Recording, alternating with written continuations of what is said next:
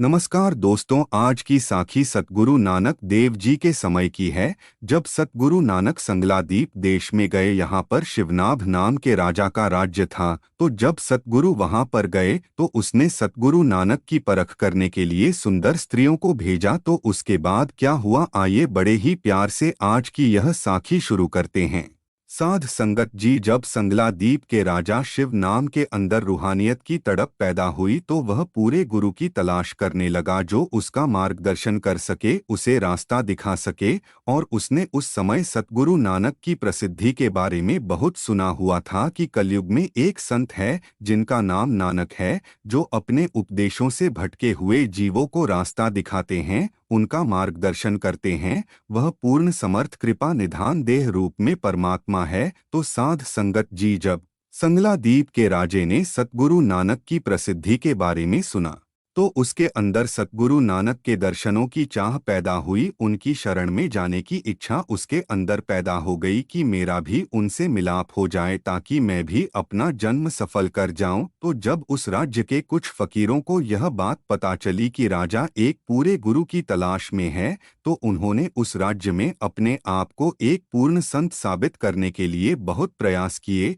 लेकिन वह राजा की परख के कारण उसकी परीक्षाओं में पास नहीं हो पाए। तो कुछ फकीरों ने देखा कि इस समय सतगुरु नानक की प्रसिद्धि बहुत है, तो उन्होंने अपना नाम नानक रखकर नगर में प्रसिद्धि हासिल करने की कोशिश की कि वही एक पूर्ण संत सतगुरु है। तो जब कुछ फकीरों ने अपना नाम नानक रख लिया और वह राजा के दरबार में पेश हुए और खुद को नानक कहलवाया, तो राजा ने उनकी परीक्षा ली, लेकिन वह भी राजा की उन परखों में खरे नहीं उतरे, क्योंकि वह जब भी पूर्ण महात्मा होने का दावा करते थे तो राजा उनकी परख करने के लिए कुछ ना कुछ करता रहता था। कभी उनके लिए धन दौलत भिजवा देता, तो कभी उनका ध्यान खींचने के लिए सुंदर स्त्रियां को उनके पास भेज देता ताकि उनकी परख की जा सके कि वह एक पूर्ण संत महात्मा है भी या नहीं।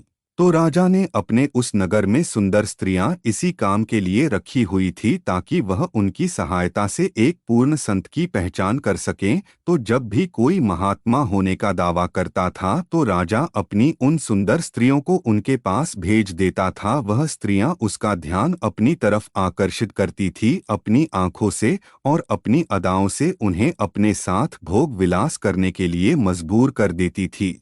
उनकी सुंदरता ऐसी थी कि देवी देवता भी उनको देखने के लिए पृथ्वी पर आ जाते। तो वहां पर कलयुगी मनुष्य बेचारा क्या करे। तो राजा ने अपने नगर में ऐसी व्यवस्था कर रखी थी जिससे कि उसे तुरंत पता चल जाता था कि कौन एक पूर्ण संत है और कौन अधूरा संत है, क्योंकि जब से राजा ने गुरु धारणा करने का सोच रखा था तो बहुत से फकीर राजा के पास आने लगे थे। तो इसी के कारण राजा उनकी परख करने लग जाता था। तो जब उसे सतगुरु नानक की प्रसिद्धि के बारे में पता चला, उसने सतगुरु की महिमा सुनी, तो सिंहासन पर बैठे बैठे ही उसकी आंखों से सतगुरु की याद में आंसू आ गए। तो सतगुरु को इस बात की खबर होती है कि कोई मालिक का प्यारा उन्हें याद कर रहा है।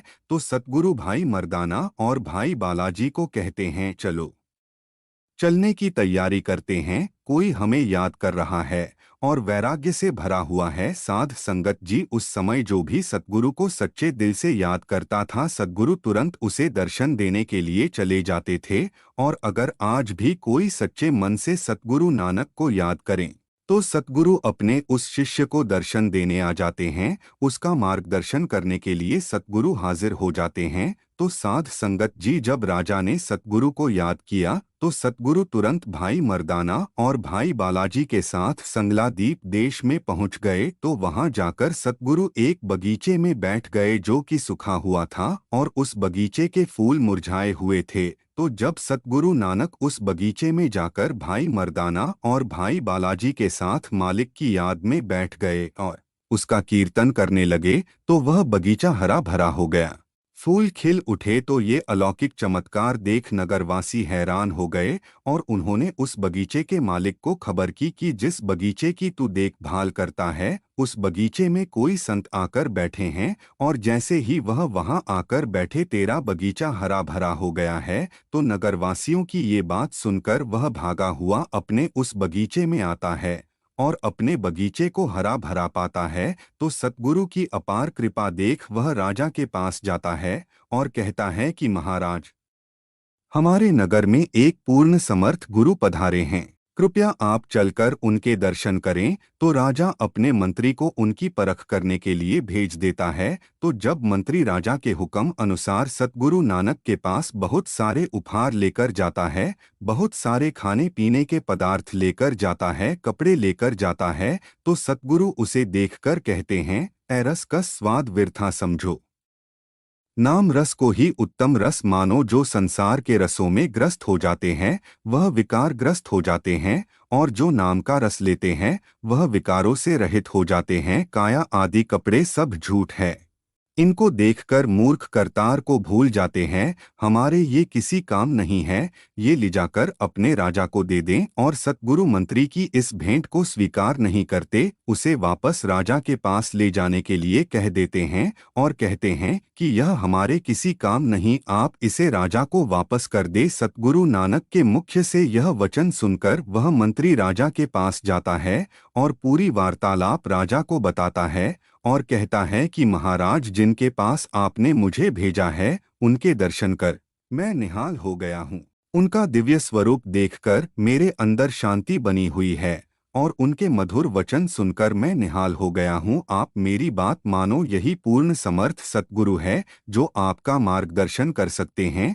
लेकिन राजा मंत्री की बात को नहीं मानता, वह सतगुरु की और परख करने के लिए विचार करता है और सोचता है कि क्यों ना सुंदर सुंदर स्त्रियों को उनके इर्द गिर्द भेजूं, उनका ध्यान भटकाने की कोशिश करूं, जिससे कि मुझे यह पता चल सके कि यह पूर्ण समर्थर गुरु है भी या नहीं। तो वह ऐसा ही करता है, वह सुंदर स्त्रियों को सतगुरु नानक के इर्द गिर्द भेज देता है ताकि सतगुरु का ध्यान भटकाया जा सके। लेकिन साध संगत जी, जिसे नाम की खुमारी चढ़ी हो, जिसके रोम रोम में नाम की गूंज हो, सतनाम की गूंज हो, उसे भला कोई कैसे भटका सकता है, उसकी स्थिरता को कोई कैसे भंग कर सकता है। तो जब सुंदर स्त्रियां सतगुरु नानक के इर्द गिर्द घूमने लगी और तरह तरह के नाच दिखाने लगी, तो उन्होंने पाया कि सतगुरु ने बिल्कुल भी उनकी तरफ ध्यान नहीं दिया। सतगुरु ना धुन में मस्त उस मालिक की याद में बैठे रहे, उन्हें कोई फर्क नहीं पड़ा। तो वह स्त्रियां राजा के पास जाकर कहती हैं कि आपने हमें जो हुक्म दिया था हमने वैसा ही किया है, लेकिन यह जो संत हैं यह दूसरों से अलग है। अभी तक हमने जितनों की भी परख की है यह उनसे भिन्न है, क्योंकि इन्होंने बिल्कुल भी हमारी तरफ ध्यान नहीं दिया और वह अपनी मौज में बैठे रहे। तो जब राजा वह सुंदर स्त्रियों से यह वचन सुनता है तो उसके अंदर सतगुरु के प्रति विश्वास और बढ़ जाता है, लेकिन उसके मन को फिर भी विश्वास नहीं होता और वह सतगुरु की एक परख और करने के लिए कहता है। राजा शिवनाम अपने राज्य की सबसे सुंदर स्त्री को रात के समय सतगुरु के पास भेजता है ताकि उनकी आखिरी परख की जा सके। तो जब वह सुंदरी स्त्री रात के समय सतगुरु के पास जाती है और कहती है, हे संत जी, मैं आपके दर्शन करने आई हूँ, आप शंका को छोड़ें और मेरी तरफ देखें। मैं स्त्रियों में जो पद्मिनी आती होती है वह मुझ में पूर्ण रूप में मौजूद है। मेरा सुंदर स्वरूप अनुपम और अलौकिक है। इसके साथ आप मन चाहे कलोल करें। हे कृपा के सागर विशाल, कृपा कर मेरी श्रद्धा पूर्ण कर मुझे निहाल करें। तो साध संगत जी, जब पद्मिनी ने ऐसे वचन सतगुरु से किए तो गुणों की खान सतगुरु बोले, सतनाम का सिमरन करो, उससे भारी सुख प्राप्त होता है। ये मनुष्य जन्म जो आपको मिला है इसको सफल करो, विषय विकारों में पड़कर अपना जीवन व्यर्थ मत गवाओ, हरि का नाम जप कर मुक्ति प्राप्त करो। लेकिन पद्मिनी ने सतगुरु की इन बातों पर विचार नहीं किया और कहने लगी कि आप पूर्ण समर्थ हो, मेरी कामना पूरी करें। तो ये सुनकर सतगुरु ने मुख से शब्द उच्चारण किया, मन मोती ये गहना होवे, पौन होवे सूत धारी, खिमा श्रृंगार कामन तन पहरे रावे लाल तैयारी। तो शब्द उच्चारण कर सद्गुरु कहने लगे कि है मेरी बेटी, यह देह तो गट्टे और मिट्टी का बना हुआ फूल है और सुंदरता पाप कर्मों की तरफ ले जाती है। तू सतनाम का जाप कर, जगत के ईश्वर जो कि पूर्ण पुरख स्वामी है उसकी सेवा कर और नाम की महिमा को जान, क्योंकि उसके बिना जीवन व्यर्थ है। इस संसार के सभी रस उसके आगे विफल हो जाते हैं, नाम का रस ही सच्चा रस है। तू जहाँ से चली जा, और जाकर नाम की कमाई में लगकर अपने जीवन को सफल कर, फिर तेरे अंदर यह काम रूपी अग्नि मिट जाएगी और तेरा जीवन सफल हो जाएगा। तो साध संगत जी गुरु जी के मधुर वचन सुनकर उसके ऊपर बहुत गहरा प्रभाव पड़ा। वह दीन होकर सतगुरु के चरणों पर गिर पड़ी और रोने लग पड़ी। उसने सतगुरु के चरणों पर वंदना की और वहां से चली गई। और फिर जब सुबह हुई तो राजा ने उस सुंदर स्त्री को अपने पास बुलाया और कहने लगा कि मुझे बताओ कि तुमने रात के समय में गुरु जी को क्या पहचाना।